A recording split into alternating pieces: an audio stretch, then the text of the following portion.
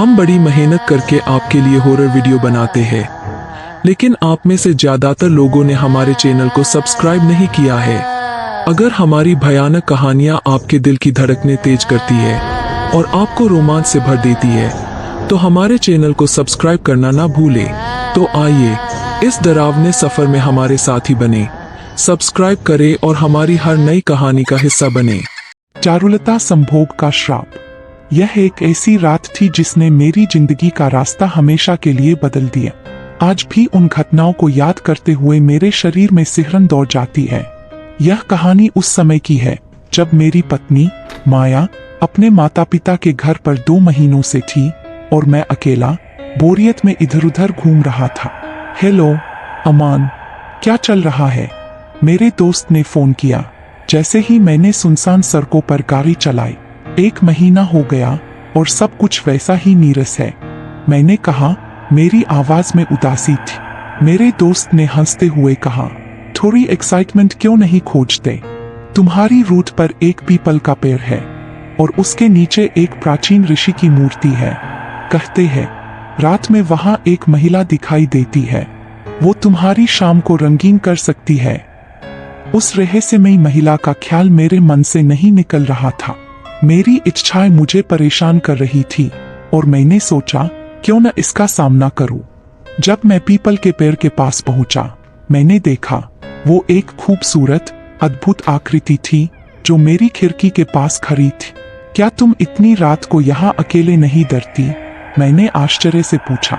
वो मुस्कुराते हुए बोली, डरने की क्या बात है, तुम तो यहाँ हो तो डर किससे? उसकी आत्मविश्वास ने मेरे भीतर एक आग जलाई। मैंने कभी किसी को इतना आकर्षक नहीं देखा। उसकी गहरी आंखें जैसे सितारों की चमक लिए थी। तभी मेरे दोस्त की चेतावनी मेरे मन में गूंज उठी, सावधान रहना अमान, उसके जाल में मत फंसना। लेकिन प्रलोभन ने मेरे विवेक को हरा दिया। अगर मैं कहूँ कि मैं तुम्हें और जानना चाहता हूँ, मैंने कहा, मेरी आवाज में इच्छा की गहराई थी।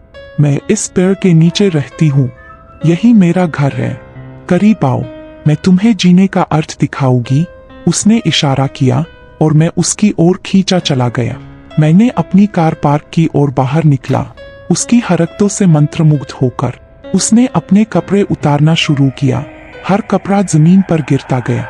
मैंने अपने भीतर की इच्छाओं को महसूस किया, जैसे मेरी चेतना गहरे अंधेरे में चली गई हो। तभी वातावरण में एक अजीब सा बदलाव आए। छायाएं उभरने लगी और मेरे चारों ओर महिलाएं थी। उनकी आंखें किसी अदृश्य रोशनी से चमक रही थी। आओ अमान, हमें भी प्यार करो, उन्होंने एक साथ कहा। उनकी आवाजें मादक थी। मेरे भीतर का आतंक बढ़ने लगा। मैंने उस महिला की ओर देखा जिसने मुझे यहाँ बुलाया था। यह क्या हो रहा है? मैंने हिम्मत जुटाते हुए पूछा। क्या तुम नहीं समझते? ये मेरी बहनें हैं, खोई हुई आत्माएं, इच्छाओं और निराशाओं में बंधी, उसने कहा। उसकी आवाज में उदासी थी। जब छायाएं मेरे करीब आने लगी, मैंने पीछे हटने की कोशिश की और ऋषि की मूर्ति के पास जा पहुंचा। दूर रहो, मैंने चिल्लाया, अपनी भक्ति की रक्षा करने की कोशिश करते हुए। महिलाएं हंसने लगी। उनकी हंसी जैसे अंधेरे में गूंज रही थी। तुम इस भाग्य से नहीं बच सकोगे, तुम बस एक और आदमी हो जो हमारी पुकार पर आया है। अचानक मैंने महसूस किया कि मुझे अपने भीतर की इच्छाओं को खत्म करना होगा। मैंने मूर्ति को अपनी ओर खींचा। उसकी ठंडी सतह मुझे संजीवनी दे रही थी। मुझे बचाओ, मैंने कहा।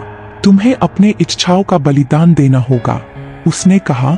और इस समय मैंने अपने मन की गहराइयों में स्पष्टता पाई। मैंने मूर्ति को अपने सिर के ऊपर उठाए।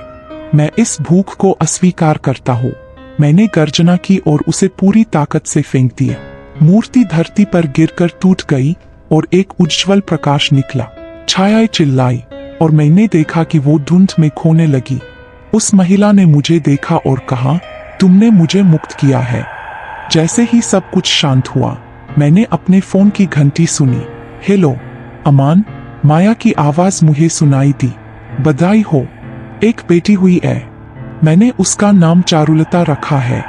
मुझे एहसास हुआ कि वो रात सिर्फ एक मोड़ नहीं, बल्कि एक नई शुरुआत थी।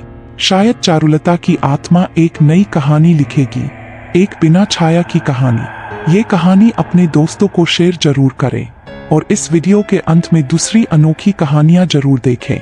हमारे वीडियो सबसे पहले देखने के लिए चैनल सब्सक्राइब जरूर करें। Subscribe Fear Fuse for more.